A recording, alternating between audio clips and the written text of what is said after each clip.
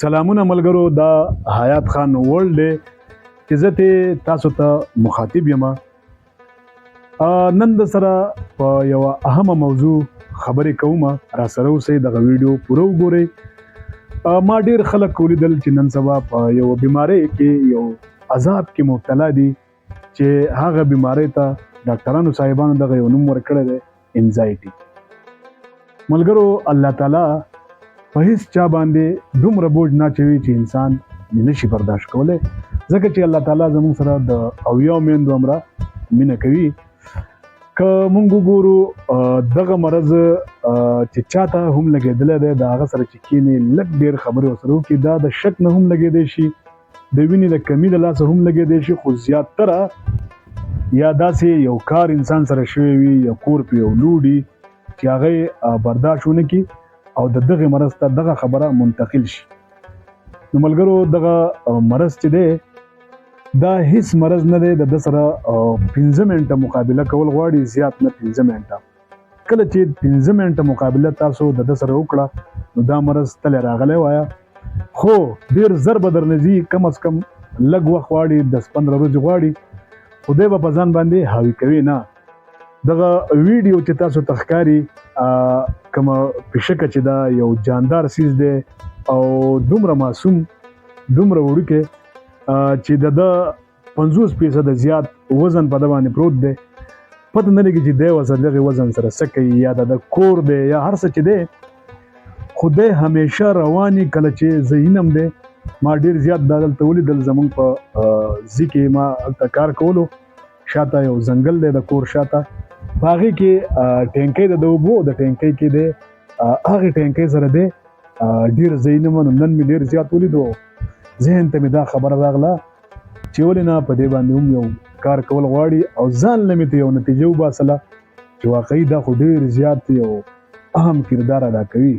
دا پیشکه چې دا خپل یو کور دی یا یو بوج دی، دی وړي او روان دی، مسلسل روان دی، خپل یو ځای ته ځان رسوي او دی به غټېږي، بیا به راوځي. او بله خبره ملګرو دا ده چې دا پیشکه مخامخ نه ده راوتې، دا مخامخ نه ده راوتې، د دې سر دننه دی او د دې پیشکې دا خپې چې دي دا بهر راوځي او خپل هغه تکل کوي، منډه وهي.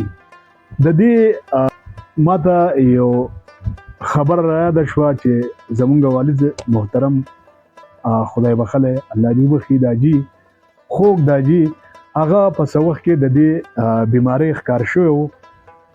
څنګه ښکار شوی و چې مونږ ټول په خپلو مصروفیاتو او داجي یوازې شوی و، ضعیفه خو دومره نه و، خو یوازې شوی و. مونږ خو دا مطلب و چې داجي خو هغه داجي دی، ماشاءالله خپل ژوند به تېروي. نور خو د داجي هر قسمه خدمت ته مونږ ولاړو، خو مشرانو کې دا یو کار چې دوی لکه ډېر خدمت کوي او ډېر ورسره له مطلب یو لوټه اوبه ځان له راخلي او هغه هم درته واخلي، داسې ورله په لاس کې ورکړي. نو دا مشران ورو ورو د هر کاره وځي.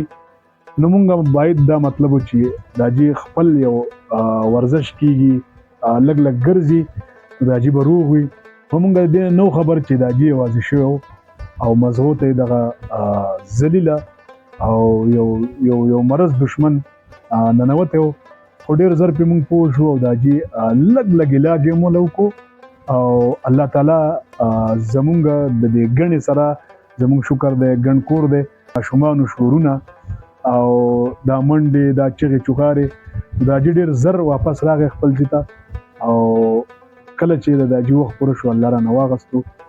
نو دغه مرض چې دی دا ډېر په اسانه هم انسان ته ننوتی شي. هېڅکله داسې یو ملګري سره مه کښېنئ چې هغه همیشه د خفګان خبرې کوي، د بل د مال د جیلسیس خبرې کوي یا د بل د جایداد د جیلسیس خبرې کوي. د داسې ملګرو نه ځان وساتئ. دغه مرض د داسې ملګرو نه هم لګېدی شي. په ځان باندې هېڅکله بوج مه ږدئ. ګوره، انسان چې دی، انسان ډېر زیات سخت سیز دی، دومره سخت سیز دی چې فرهاد او شیرینې قصه به تاسو نه اورېدلې. فرهاد غر په تبرګۍ باندې کټ کړی و، لګیا و، دومره سخت شپه ورځ به لګیا و، بل څه کار به نه و، شیرینې ته ځان رسومه، شیرینې ته ځان رسومه. هغه دومره یو سخترین انسان و نو دغه شان مونږ انسانان د فرهاد نوم سخیو خو مونږ د دومره نازک خلک یو چې مونږ تبې ته هم نشو ټینګېدی. کله چې په مونږ باندې تبه راشي نو مونږ بیا ګډې وډې وایو زمونږ مازغه کار نه کوي تر څو چې مونږ له ډاکټر علاج نه کړی نو مونږ هغه ځای ته بیا واپس نشو راتلی. انسان د سختو نه سخت څیز هم دی د نرمو نه نرم څیز هم دی. په فضول خبرو زړه مه نرموئ. لکه زه اوس ما سره یو ملګری ناست دی او هغه همیشه د ټینشن خبرې کوي، هغه همیشه یو بد کردار او غلط سوچونه ستا په دې ذهن کې وراچي، د هغه نه ځان ډیر زیات ساتئ ځکه چې دغه ملګری ستاسو د دغه خاموش قاتل په لاره باندې تاسو بوزي. نو خدای مکه تاسو هم د دغه مرض ښکار کېدی شئ.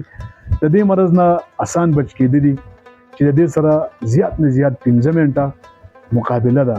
په دغه ټایم کې ورزش کوئ، په دغه ټایم کې منډه وهئ، که منډه نشئ وهلی ځان مصروفه کوئ په یو کار باندې چې ستاسو د ذهن نه دغه خبره وځي. نو ورزش خو هسې هم د صحت دپاره ډېر زیات ښه څیز دی.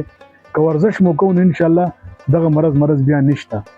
نو که ورزش هم نه کوو نو ځان په یو کار مصروفه کوئ. که تاسو زموږ مشران یې ځان په لیکلو باندې مشغولوئ، ځان داسې یو کردار باندې مشغولوئ چې تاسو پکې ستاسو وجود پکې ستړی کېږي، ستاسو به آرام ښه کېږي، ستاسو ژوند به ډېر ښایسته تېرېږي. نو دغه یو خبره مې سره شریک کوله. د ډېرې بخښنې سره که چاته دغه مرض وي نو خدای مکه تاسو به دا مرض نور هم جوړ بوزي. د دې نه هم دغه یوه لار د ازادۍ ده، د دماغو سره او د دې مرض سره د دماغو په توګه باندې مونږ مقابله وکړو او ځان ته خلاص وکړو. ښاد آباد او بریالي اوسئ.